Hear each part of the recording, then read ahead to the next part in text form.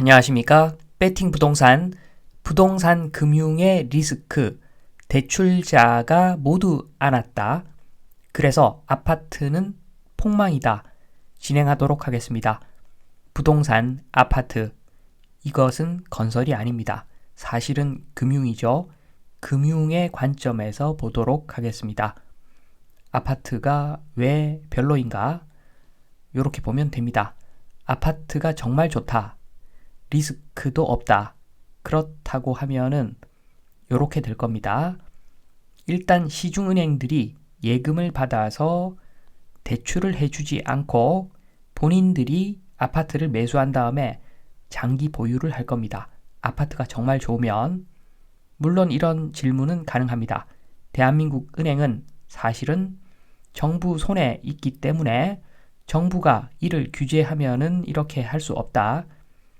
물론 맞죠. 물론 맞는데 그렇다고 하더라도 아파트가 정말 좋다라고 하면 골드만삭스, JP모건 등등 해외 투자은행이 국내 은행보다도 훨씬 개수도 많고 그리고 자본력은 비교가 안 되죠. 그래서 만약에 정말로 아파트가 좋다. 리스크도 없다. 그러면 지금 대한민국 아파트 시장을 이대로 냅두지는 않았을 겁니다. 벌써 해외 투자은행들이 싹쓸이를 했을 겁니다. 그런데 거들떠 보지도 않습니다. 해외 투자은행들 전혀 관심이 없습니다. 대한민국 아파트에. 그 이야기는 아파트가 생각보다 정말 좋지 않다. 이 의미가 되는 겁니다. 좀 더 확실히 하기 위해서 건설은 금융이라고 그랬죠. 아파트는 금융입니다. 대출에 대한 리스크를 한번 살펴보겠습니다. 금리 변동 리스크가 사실 제일 큽니다. 일단 금리 변동 리스크를 보기 전에 건설회사의 계약 리스크를 한번 보겠습니다. 만약에 건설회사가 일용직 계약하듯이 공사 원가 플러스 최소 이익만 먹을게요. 이렇게 계약을 했다라고 하면 리스크가 거의 없죠. 공사 원가가 얼마인지 몰라도 발생하는 대로 돈을 주고 거기다가 최소한의 이익을 준다라는 이런 형태의 계약이면 시공사가 부담이 없습니다. 그냥 일 시키는 대로 하면 되는 거죠. 반면에 만약에 한 채당 얼마 이렇게 계약을 했다라고 하면 속된 말로 야리끼리로 계약을 했다. 그러면은 열심히 뛰겠죠. 잘 되면 초대박이고 반면에 안 되면 완전 적자죠. 리스크도 엄청 큽니다. 그러니까 정말 열심히 할 겁니다. 열심히 원가도 절감하고 열심히 사기도 치고 이렇게 할 겁니다. 요거하고 똑같습니다. 금리 구조가 요거랑 똑같습니다. 변동금리와 고정금리. 변동금리는 쉽게 이야기해서 예금금리에다가 최소 이익 얼마를 붙여가지고 계약을 하는 거죠. 그러니까 리스크가 없죠. 은행 입장에서는 리스크가 거의 없습니다. 금리가 오르면 오르는 대로, 내리면 내리는 대로 거기다가 이익만 좀 붙여서 대출해서 이자를 수거하는 그런 형태이기 때문에 변동금리는 은행 입장에서 리스크가 거의 없고 그래서 마진을 조금만 먹으면 됩니다. 반면에 고정금리는 고정된 금리죠. 계약을 고정된 금리로 하기 때문에 잘 되면은 초대박인데 리스크도 엄청 큽니다. 그러니까 고정금리로 계약을 하게 되면 이익을 좀 크게 잡을 수밖에 없는 상황이겠지요. 그리고 이와 연계해가지고 중도 해지 리스크도 있습니다. 중도 해지 리스크. 만약에 시중금리가 오른다.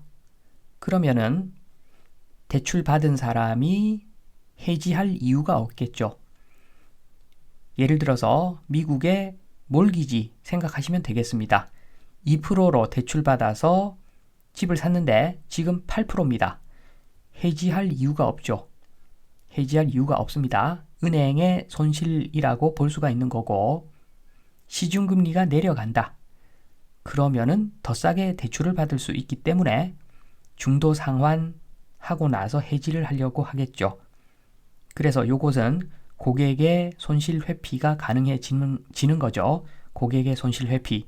고객이 손실을 회피하면 은행은 그만큼의 기회를 박탈당하는 것이고, 전체적으로 볼 때 시중금리 오르고 내리고 이 전체 상황을 볼 때 은행이 만약에 위약금, 페널티를 부과하지 않으면 은행은 무조건 중도 해지 때문에 손실을 보는 구조가 됩니다. 그래서 말들은 많지만 사실 페널티, 중도 상환 수수료, 위약금, 그것은 사실은 필요한 겁니다. 그것이 없다면 은행은 다른 쪽에서 폭리를 취하지 않을 수가 없습니다. 한쪽에서 깨지면 한쪽에서 이익을 내야 되기 때문에 당연히 중도 해지에 대한 페널티는 있는 것이 정상이겠지요.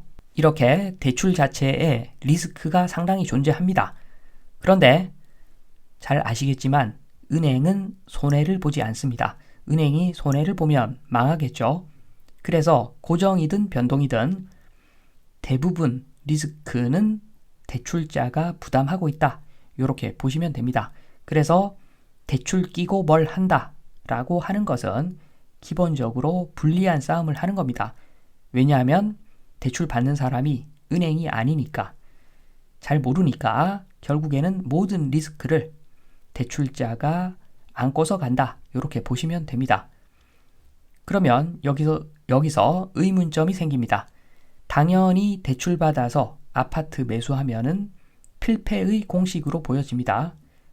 시작부터 불리한 조건에서 싸움을 하는 것이기 때문에 필패가 정상인데, 그런데 재밌는 것이 지금까지는 필승이었죠. 지금까지는 필승이었습니다. 이 부분에 대한 답변 그리고 결론을 말씀드립니다.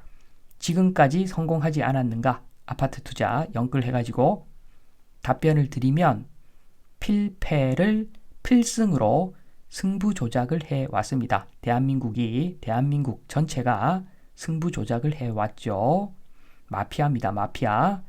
그 과정에서 상상 초월의 거품이 끼어 있는 상태입니다. 계속 누적누적 되어서 지금은 엄청난 거품이 끼어 있는 상태. 그래서 현 상황에서 연끌을 한다. 그 이야기는 필패, 당연히 필패고, 그리고 엄청난 폭망이다. 이렇게 생각하시면 되고, 대출 마피아에게 세금을 바치겠다. 그런 이야기밖에 안 된다. 요 말씀을 드리면서 이만 마치도록 하겠습니다. 감사합니다.